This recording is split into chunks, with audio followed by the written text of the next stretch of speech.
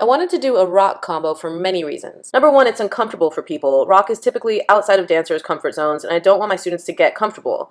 It's a way to do a heels combo that is not sexy. There are maybe 3 parts in this routine that are traditionally sexy lines, but the rest is either really aggressive or full-on ugly or messy, and I wanted to see if they could focus on character and not sexiness, even though they're in a heel. The character for this one was someone who has just done a ton of drugs and is waking up in a stupor. Even a year ago in my heels intensives, I wanted to make sure that I played rock music as part of the genres that I had my students do so that they could get used to doing something like this, because rock nowadays is neglected in heels, and I feel like a few decades ago it was more popular and really important to keep in your arsenal. Rock and roll requires total abandon. Most people feel silly or quote-unquote stupid, embarrassed to commit to songs like this where you have to mouth the words and scream, and smashing a guitar even is difficult for people to not quote-unquote milk, which is something that a lot of dancers do where they really flow through the movement, but it's a good challenge for them to do something like smash a guitar and not milk the outcome of smashing the guitar. This group features Jana Tompkins in the middle, who I worked with a ton when I was a working dancer. And when I transitioned to choreographing, I used her as a dancer often, and she was one of my favorite people to choreograph on. One of my most memorable times working with her was for Carrie Hilson, where I choreographed something that was extremely emotional and really based in storytelling, and she was completely fearless with the performance. I chose the other 2 dancers because I'd never seen them before, and they stood out in the class as matching Jana's energy and with a totally different approach than what I did with my assistants, Johnny and Emma. This dancer's name is Teddy, and he stood out from the very beginning of class when I had everybody walk across the floor. I gave him notes basically throughout the entire class, and he really took them with great stride and made so much growth just from beginning to end.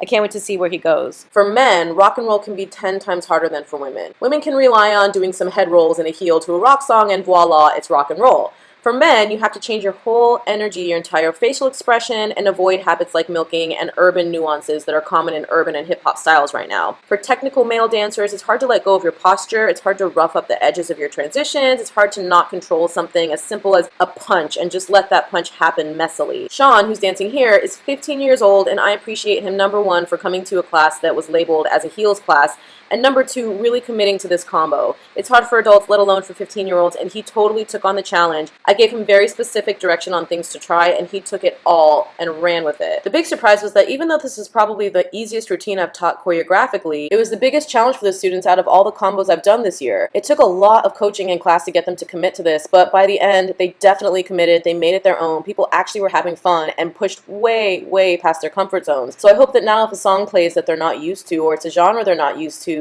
they can approach it thinking, I'm that good of an artist that I can make this look great, whether it's something I'm used to or not. This is just my take on rock and roll, but I'd love to hear your thoughts. Comment below if you have anything to add to this discussion. Hope you enjoyed!